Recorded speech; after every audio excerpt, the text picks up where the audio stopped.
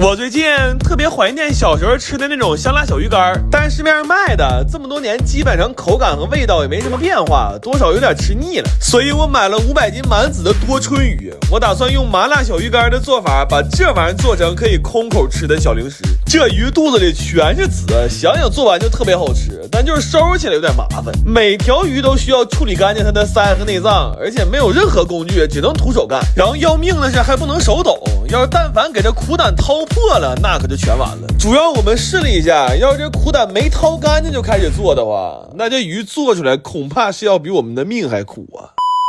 这些鱼我们一共收拾了2天，为了吃的时候口感好，我们把鱼尾和鱼鳍也都剪掉了。但是因为它不能开膛，里边其实还是有好多黑膜是没处理到的，所以在去掉内脏之后，我们还需要给它反复头洗，然后再充分的抓拌腌制。这么处理完的鱼基本就没什么腥味了，就甚至晚上我想拿2条去喂猫，我家猫都嫌那鱼没味儿啊，妈这活干的可真是绝了。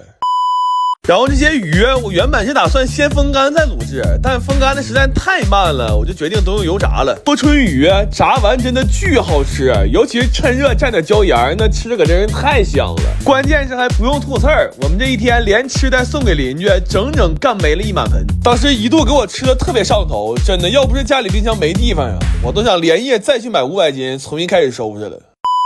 最后把炸好的鱼放到我们提前熬好的卤汤里充分浸泡就可以了。它现在是先麻后辣，还微微带点甜，而且因为猛火炸过，鱼头是酥脆的，鱼肉也特别紧实。最要命的是这个鱼籽真的特别入味，而且越嚼越香。但是后来我发现这小鱼干在家吃总觉得差了点感觉，所以在我苦心思索之后，我们就近买了一般最慢的绿铁皮，然后还带上了10几罐小皮皮。我仨就这么小溜的干悠了一整天，这回感觉就全对了。我甚至觉得这鱼干拿到火车上吃跟在家吃的完全是2种食物，这事儿谁懂啊，家人们。我最近特别想吃夜市卖的铁板大鱿鱼，但是每次我去吃都需要排很长的队，所以我干脆买了400斤鱿鱼回来。我打算做点铁板鱿鱼的半成品，这样以后想吃别说排队，我连门都不用出。但是做之前我真没想到，一个这么常见的吃的收拾起来居然这么繁琐。我们需要先撕掉鱿鱼板的这层膜，然后分开哪些是能吃的，哪些是不能吃的部位，还要再把吸盘上的软壳卤掉。关键收拾这玩意儿不能着急，因为它眼睛会爆汁儿，这里的墨汁要是喷到身上，那着实是不太好洗。就这玩意儿啊，极容易洗着洗着就给自己洗成限定皮肤了，整不好可能还是个永久款。然后把它们逐项分解好，就可以准备穿串了。这鱿鱼串是我长这么大穿过的最难穿的肉串，因为它这身板特别吃劲儿，我们需要用很大的力气才能穿透它，而且要稍微不注意就会像我似的，左手扶签子那几根手指头扎得跟筛子一样。然后以我多年的消费经验来看，这铁板鱿鱼最重要的就是小料和酱料了，所以我们先含泪切了60个洋葱，又花高价买了个专业的商用版配方。我算是发现了，就我们现在做饭这个架势，别说配方了，连调料都得是商用的。就现在家里做饭用的最小的1瓶蚝油啊，那都是5斤装的。为了能100%还原夜市的味道，我还买了个夜市同款的大铁板。我们甚至还专门去学了一下烤鱿鱼的手法。现在无论是设备还是手法，距离我们能真正出去摆个摊啊，就差一辆能说跑就跑的电动3轮车了。这些鱿鱼我们烤的时候，先是借了洋葱香菜的底味，又放了好多干料，重点是刷了特别足的酱。现在每一串鱿鱼都裹满了酱料，真的巨好吃。而且因为没用减发鱿鱼，烤完之后还会吃到特别大的鲜味。这么做下来，这鱿鱼板的成本是19.5块一串。然后打包的时候，我们是分开打的包，这脖子和嘴就可以留作开袋计时的小零食了。这种整个的鱿鱼板回家只需要用空气炸锅热3分钟，就再也不用去夜市排队了。最后我们留了几串须子单独放铁板上炒了，然后还煎了几个流心蛋。这在一个10几度的夏夜能吹着凉风吃上这么一碗刚出锅的铁板鱿鱼盖饭，我的天，我当时就一个感觉，我感觉我这辈子值了。我最近特别馋那种可以冷吃的红油千层肚，但是外面卖的据说好多都是拿科技泡发的，吃着也不太放心，所以我去买了400斤刚从屠宰场拿出来的鲜毛肚，我寻看看这玩意儿在家能不能做。不过有些事儿真是不干不知道，我从来没想过收拾毛肚居然是一个这么麻烦的过程。首先也是最致命的，就是这个爹的味儿实在是太鲜亮了。尽管我们做了很多的防护措施，但这爹一拿出来我们就破防了。而且要命的是近距离接触时间太长，吸入的答辩分子过多，就直到第二天晚上我出去买饭的时候，我感觉我跟人说话嘴里还往外飘着答辩味呢，我真是服了我。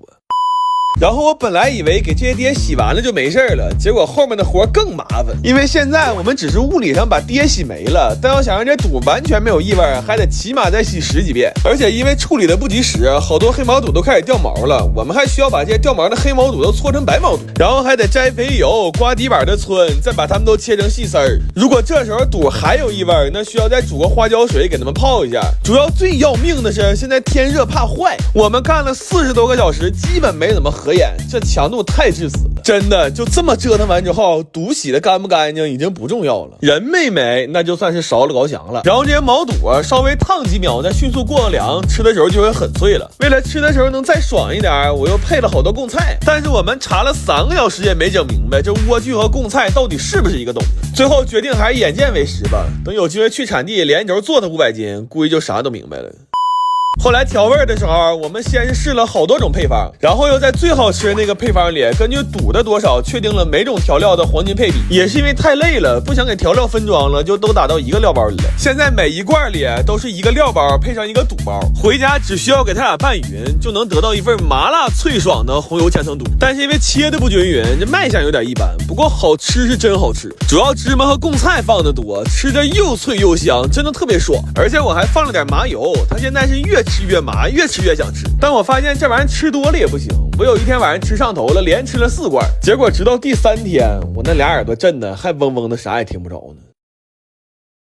我最近突然特别想吃辣条，但是市面上卖的所有辣条基本上配料表摊开都比我命还长，所以我打算从洗面巾开始，在家做点健康辣条。洗面巾这个活干的可实在是太爽，它不需要掌握任何技巧，就是哪怕中间给它洗碎了，但只要能保持活着，最后肯定都能给它洗到一起去。而且洗成团的面巾又软又不散，捏着特别解压。不过好玩是好玩，这么洗就是有点费手。我们洗了150斤面粉之后，6个人加起来都凑不出一条好手腕。关键第2天晚上我抬头一看，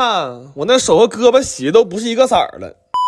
然后面巾醒发好了，我先蒸熟试做了一些，它现在弹性特别好，但致命的是不管怎么弄熟它，只要拌上辣油，吃着就跟凉菜似的，就完全没有一点零食的样子。所以我忍痛放弃了这个做法，那些面筋也都让我炸成油面筋了。后来我研究了一下，工厂做辣条第一步需要先膨化，我就又去买了个膨化机，但是这个机器只是流水线上的一环，我们需要人工填满其他环才能让这条线顺利的流起来。就为了能用好这个爹，我们甚至还在家里组成了一条人工传送带。这回做出来的面筋条形状和口感都非常好，就是卫生状况稍微有点堪忧。就这个制作流程要是在电视上播出去啊，那我们几个可能都够判的了。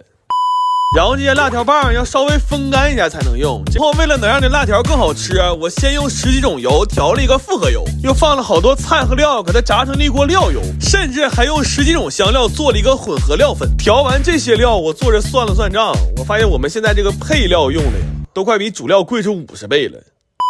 最后要把辣条棒和辣油充分搅拌一下，为了吃的时候能再香一点，拌的时候我又放了好多芝麻和炸干的辣椒丝儿。这辣条现在油和料都巨多，吃一口油汪汪的，真的特别爽，而且还特别有嚼劲儿，真的是越嚼越香。后来我把那些油面筋也都给拌了，这东西因为油炸过，然后本身又特别吸汁儿，它现在绝对是自制辣条里的隐藏款。这回一共做了2个味的，一半麻辣，一半甜辣。这玩意儿看电视的时候来2包，给嘴唇辣的直木，然后再来上一根我们之前自己做的梦乐滋。要是肠胃好的话，这真的是个特别好吃的吃法，但要是肠胃一般的话，那就只能在半夜的时候静待花开了。